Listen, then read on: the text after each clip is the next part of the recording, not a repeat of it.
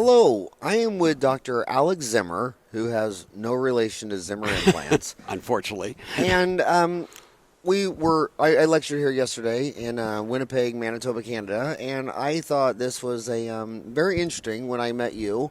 And Canada just opened up the Canadian Museum for Human Rights. Exactly. And they spent $350 million on this. I mean, this is a must see. You have to come see this.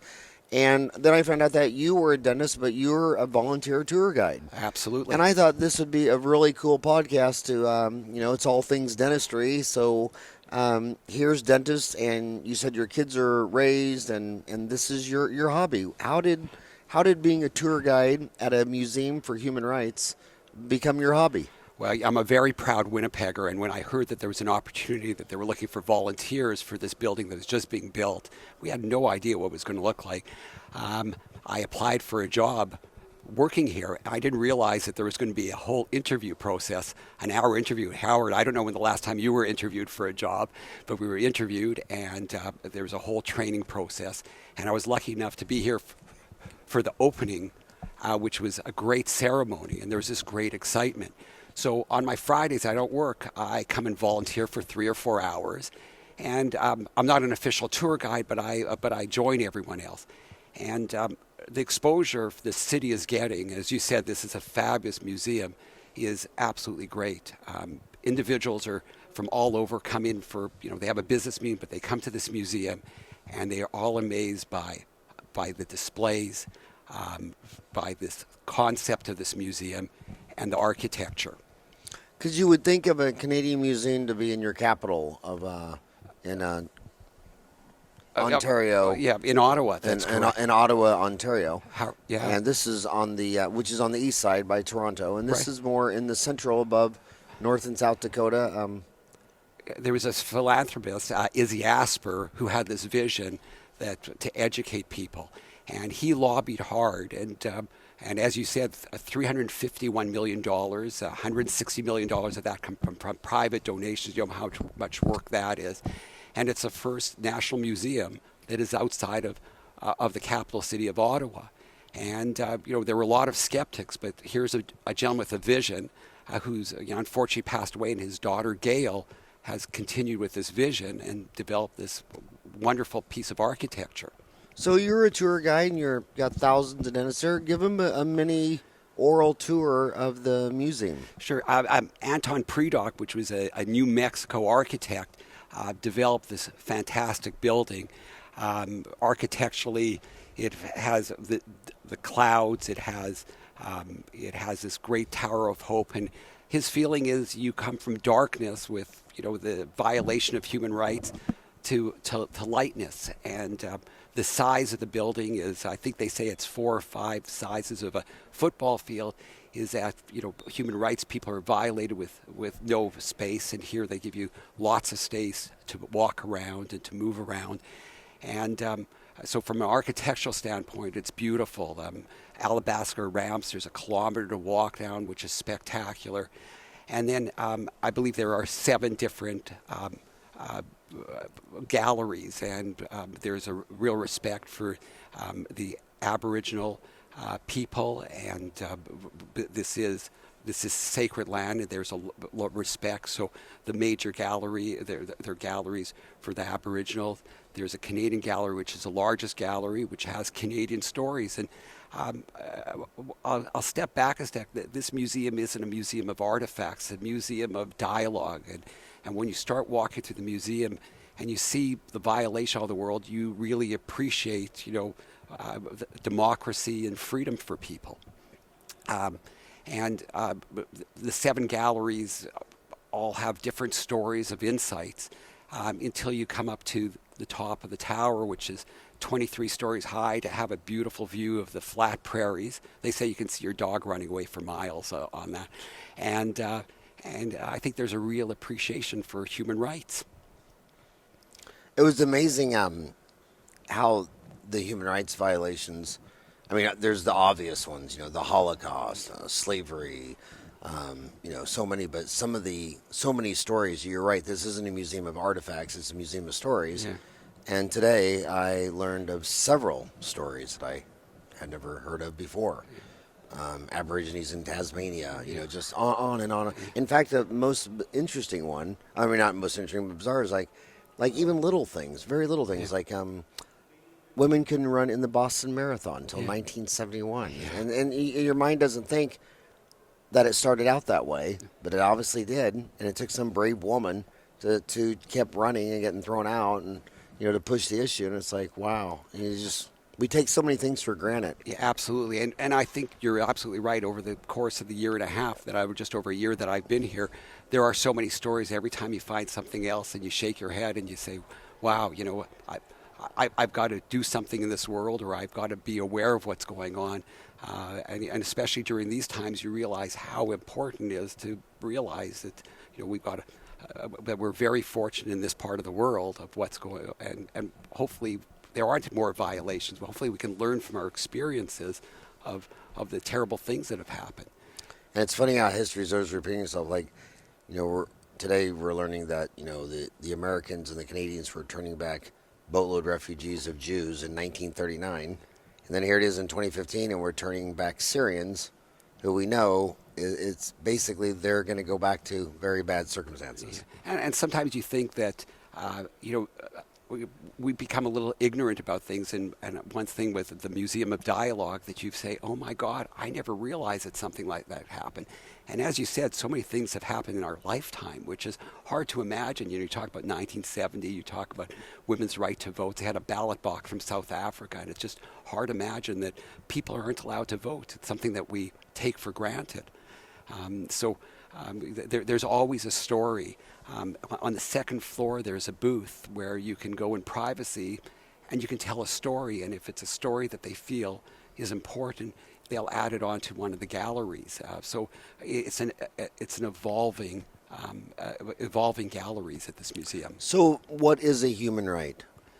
I was following a tour guide, and they brought this up because they bring a lot of student groups in it, and it was interesting because the kids had different. I think they did a little work at school beforehand, but it was interesting to see children, talking about, the violation of human rights, whether it's vote, whether it's, equal rights of men and women, equal rights of people, the freedom to vote, the freedom to be transgender. And you listen to these kids and you realize how important the museum is, because these are questions that I don't think happen around the dinner table with people over here. And even some of the kids had, the right to go outside and play outside, because in a war-torn country they can't do it, and it was very enlightening watching something like that. So when we sit around with people, and as you said, during this time with Iraqi people coming in, or what's happening in the United States right now with gun control, maybe there's more dialogue when people come to a museum like this and realize that that we got to keep our minds open, and some things that we take for granted we shouldn't take for granted. So, most people say a human right is the rights humans are born with by the fact that they're a human. Okay. And we're both dentists, so I'm going to ask you, do you think access to dental care is a human right? I'd like to think it is, but I'd be very naive to think that it is, that everyone has. I've traveled to other countries, and you don't have to travel to other countries. We have to look at I'm under the poor people here, and that maybe we dentists should be doing some pro bono work and taking care of the people that can't afford it. But we were talking yesterday of being in India or being in Morocco, and people's failing health, and it's part of their dental health, and they either can't afford it or there just aren't enough trained people. It opens up your eyes to something like that. I think it's interesting that the American Dental Association recognizes 9 specialties, and everyone only wants to talk about oral surgery and orthodontics and endodontics, but public health dentistry is a specialty, and it might be the most sacred, important specialty. Okay. Dentistry for people who can't get it any other way. Yeah. I know you were very involved years ago. There's some Aboriginal reservations near you, and I understand when you started your practice, you were, you were appalled at the conditions of teeth, and I think you did a lot of work on that. Is that not right? Arizona, 25% of the state is Indian reservation, Right. and they have I think it's 19 different tribes or reservations. Yeah. And there's some very interesting dilemmas, going all the way back to having their water moved by irrigation to the big cities, and then when they didn't have irrigation, they give them subsidies of welfare, which then made them start buying packaged foods. I mean, it's just crazy, crazy, crazy. So what has your this museum has been open a year? Yeah. And you've been volunteering here on Fridays, yeah, for 1 year. Yeah. Was it a fun hobby? Or are you going to do it next year? I'm going to continue. I think it's great. I love meeting the people. I love approaching people as they're looking at the model of the museum, and and just explaining things. And everyone walks out with a smile on their face, even though it's a sensitive topic, because I think they've been enlightened. And most people say, "Boy, I'm going to come back," and they're very proud that Winnipeg. And I'm talking to people from Winnipeg and people from outside of the country. They think this is just a great museum. It's unique. We had someone from Washington that came from Alpha Omega, and she lives in Washington, and she said this museum is unique and the exposure is great. And I think everyone wants to come back because you can't take everything in on that first day. But yeah, it's been great. I look forward to signing up and joining and walking around and being an ambassador to the city. I think this is just a great contribution, along with our polar bear exhibit and many other things that have. That was the, how do you pronounce that? Assiniboine Park? Yeah. Assiniboine Park? Yeah. We went earlier to Assiniboine Park, which is a polar bear exhibit. And because up from here, about several hundred kilometers on the Hudson Bay, is actually polar bears, and they actually have a polar bear exhibit here, and it was just amazing how big those creatures were. But so, have you had any other hobbies in your career? Well, yeah, photography is sort of a passion of mine, and I'm fortunate enough to decorate my office with that and do photo shoots. So it started off as a little hobby, and it's still a hobby, but it gives my passion for travel as well. My wife is a great partner in traveling with me, and she allows me to take some pictures and go to some exotic places. So I've enjoyed the traveling, and photography, consumes a lot of my time that way. So when and where did you graduate from Winnipeg Dental School? Yeah, I graduated from University of Manitoba in 1978. And, 78? Yeah. So born and bred in Winnipeg, and I'm proud of the city, yeah. And how has your dental career been? How many years have you been practicing then? We're 37 years. 37 years, yeah. Congratulations. And so how many kids are they raised? I've got two kids. Both got married in this year. A son, Joel, lives in New York, married to Emily, and our daughter Leanne's an optometrist, and she's got married to Jared this year. And they didn't follow in dentistry career, but so the kids are flown the nest and gone. Yeah. So now it's you and your wife. So you've been doing it 37 years. How many years do you think? How old are you, and how many years do you think you're going to do this? Boy, this is live over here. This is live. This is Dentistry Uncensored. We're going to get right. Next will be your weight and your cholesterol and your blood pressure. Well, I turned 60 this year, so it was a big year that way. Good. And I hope for another 10 years. I'm trying to, I work smarter. I take a little bit more time off traveling. I work a 4-day week. Still passionate about dentistry. Still enjoy what I'm doing. So it's all good. So if I can work in my photography, my travel, and volunteer services, and volunteer in a couple other things, I hope I get a bit of balance in my life, and I can enjoy everything that way. So. And what do you like doing in the office? A bit of everything. I love doing cosmetic dentistry when I have the opportunity to do that, building that smile for people. It makes me feel great. And I've got a general practice, and, everything from endo to general dentistry, and I enjoy that. Patients have been following for years, and they recently, and we had this conversation among some dentist friends. We get asked more often, "You're not retiring, are you? And it's a nice feeling that you've built this relationship with people." And there was a quote from Warren Buffett, I believe, and I took a little snapshot of it with my phone, and they said, "Retire," and he said, "How many rounds of golf can you play?" And he said, maybe the answer is that your practice is part, or your work is part of everything, and all the relationships you develop with people and labs and everything like that. And I try keeping that in mind as well. And I have time for work, and I definitely have time for my hobbies. But everyone on air watching this are shaking their head because they know my day starts at 5:30 in the morning, and I go to bed when I'm bored at the end of the day. So I keep busy with things, and I'm an active cyclist, and I do a lot of sport activities as well. So I keep busy with my time. So dentistry is quite a component over there. So as long as I'm healthy, I'll keep on going that way. I am almost all of my idols never retired. I mean, they found Sam Walton dead at his desk. They found some of the greatest legends of all time. Retire to what? I never understood retire to what. Sitting around watching Jerry Springer, Oprah Winfrey, and hitting a white golf ball around. I mean, I'd rather just die. Yeah. So, and the other thing about retirement, the risk-free rate, a government bond is 5%. So if you're a dentist and you want to retire on $100,000 a year, well, you divide that by 0.05, and you would need $2 million in tax-free bonds to give you $100,000 a year.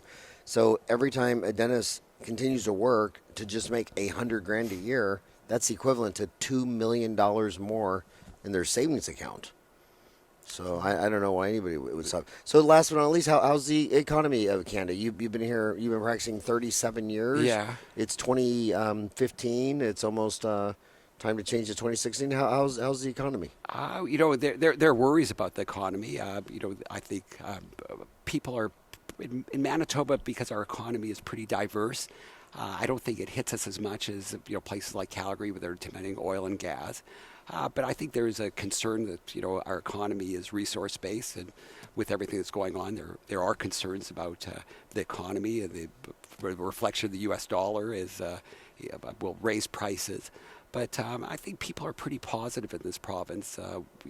Once again, with everything that's going on with our hockey team and our museum and the polar bear exhibits, I think it's sometimes a mirror and reflection that maybe the economy is very good that way. So I'm going to stay positive that things are pretty good over here.